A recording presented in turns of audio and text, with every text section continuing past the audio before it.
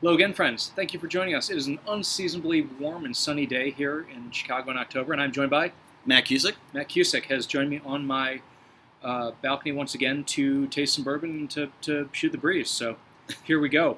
Without further ado, I'm going to show you exactly what we have there. This is Kentucky Peerless, which you'll know is near and dear to my heart, but this is a single barrel selection. You can see you got that tag there, and this is this barrel from Binny's. Now, Matt, you got to tell me something. Am I crazy? For loving it? I was so struck with Peerless when I first had it. It was a style of bourbon that I really enjoyed, and yet online on social media, I see so much hate and shade thrown their way, and like even from people who should know better, who say stuff like, "Well, it's only 3 years old," or I can't believe they're charging that much, even though they've actually been dropping the price. Yeah, it's so I've been one of the people that have been vocal supporters and not a hater, but a critic a little bit, just because I think what's happened. Well, let me start off by saying I think it's great. Okay. I've had the regular. I've not yet had this single barrel expression. When I heard the story, I've heard interviews of the owner. They talk about the sweet mash process. I really was excited. So I came in with high expectations and wanting to love it. There was an event at Untitled here in Chicago back pre-quarantine days, and it was phenomenal. I think it's phenomenal. I don't care if something is 2 years, 3 years, 4 years. I mean, when we look at the color here, give you one of those. I mean, for a 3-year product, look at the deep amber. I mean, it's almost a dark wood color, like a see-through wood. I'm already enamored with it. Yeah, I want to let you do the talking because I'm a known partisan, and again, it's not because like I made up my mind to be, but if you talk to these guys, and I spoke to Caleb Kilburn, and he was very generous with sharing a lot of time with me, but they're doing everything right. I mean, these guys never sourced whiskey; they were always from day one releasing their own distillations and 53-gallon barrels, proper maturation, so it could be straight whiskey. And again, dropping the price over time as the economics improve. And one of the cool stories is. I don't know if it's on the bottle here, but here it is, DSP KY50. So they're actually resurrecting one of the old DSPs that is in the family history. That's It's right, got a cool story there. Again, the sweet mash, I was ready to love it. The reps did a great job. I think it's a very clean sipping whiskey. The thing that happened is that other people have come out at lower price points who also do similar things. And I think that started to skew the community. So you think Wilderness Trail being the big one, obvious one that does. I'm a huge fan of them too. And I constantly tell people like Peerless and them are probably my top 2 best new ones. Maybe a little bit of Woodinville. I've only had one sip of Woodinville. So I think some of the criticism may be a little warranted, but maybe not. Yeah, I mean, look, I want to support people doing things the right way, and if the result is good and what ends up in the glass is to your taste, to my taste. Then that's all it takes. So without further ado, we're going to actually talk about the whiskey. So I love the nose on this.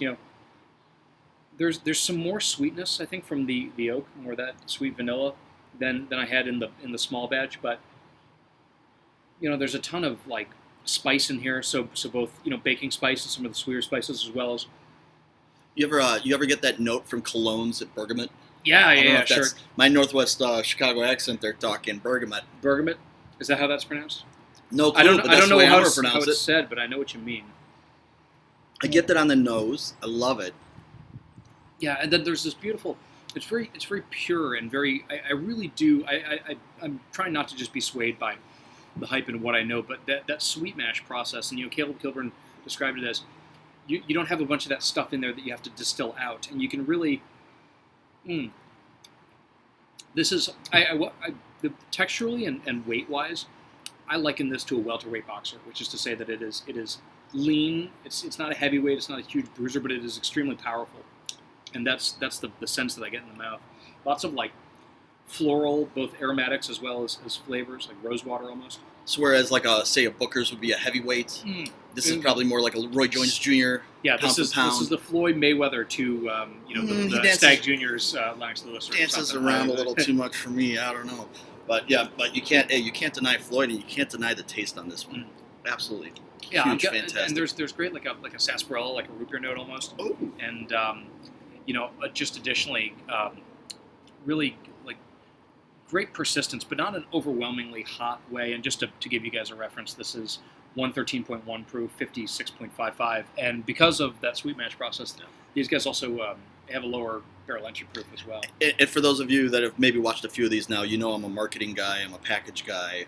Stupendous bottle. Yeah, the bottle is incredible. I was actually just writing about that the other day with regards to another whiskey, where this is this flange cylindrical bottle with it's got this beautiful gold leaf kind of on the label. That is, for my money, that is about as attractive as a whiskey bottle. And it's going to stand out on your shelf. You know, I have a buddy who's just getting into bourbon, and he's asking me these things like, you know, what should I get just to fill out the bar? You know, and I'm like, actually, Peerless was one of the ones that I recommend just because, you know, the look of the bottle and the fact that it's really, really good. I really don't care about the age. I set up a tasting for some people that were experienced whiskey drinkers but bourbon novices in Los Angeles recently, and I included Peerless as my one kind of example of craft distilling. And I could have done Wilderness Trail or New Riff as well, but I really like these guys. I like the story, and this doesn't taste like a lot of other stuff to me, which is, if you're going to be a craft distiller, like, why are you doing a second-rate Jim Beam impersonation? Well, why not do something totally different? And that's where I appreciate him saying, you know what, I'm going to come in because this is the quality of the product and this is the price that I wanted. And then the market has fluctuated a little bit, and they're adjusting,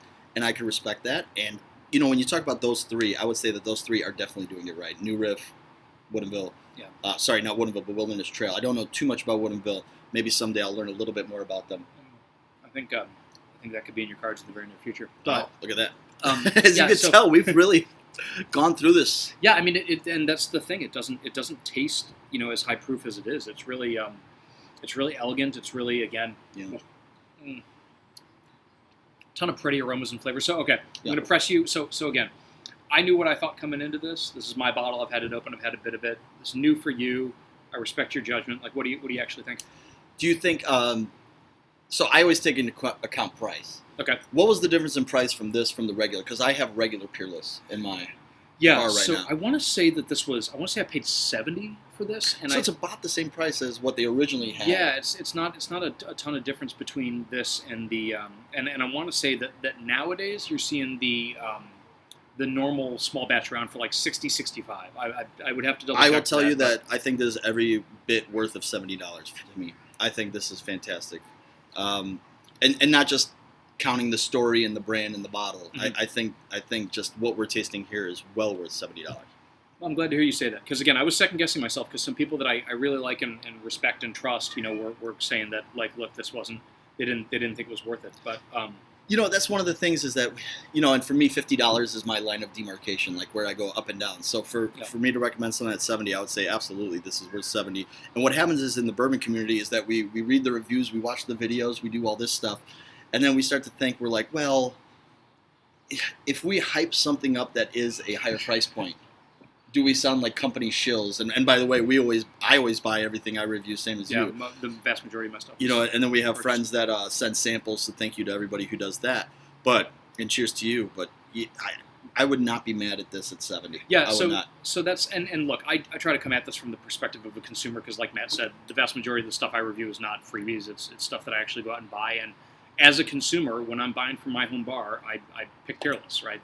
This isn't an academic exercise for me. I actually have to drink the rest of this bottle, which I will gladly do over time. And in closing on the finish here, at least for me, I think if you're watching the video closely, you might have watched me sip this empty glass a couple times to get those last few drops. And this finish keeps going in the most pleasant way that mirrors the nose to me. The nose and the finish are very, very light. Yeah, there's a unity throughout it, which I like. Sometimes, like we were talking about before, you get this really promising nose, and you can't wait to taste it, and then all of a sudden it's like it kind of falls down in the palate. This keeps a level of, like, it doesn't jump right out in the way that like a Booker's maybe does, or a Stag, but it keeps a uniform level of intensity and excellence, I think, throughout, which is another thing I like. And I would say in comparison to these two, I think what happens is sometimes the Booker's and the Stag will punch you in the mouth a little too hard. Yeah. To use the boxing analogy. They are dangerous, yeah. Yeah, they are dangerous. I think this is a smooth sipper at 113, and that's due in part to the flavor and probably the quality of the product. So, thank you for spending some time listening to us yammer on about whiskey. We appreciate it, as always, and you can find the entire review of this on www.malt-review.com. But for spending a few minutes with us, thank you guys. Thank you, Matt Cusick. Hey, thank you guys, and again, not afraid to recommend it. Cheers.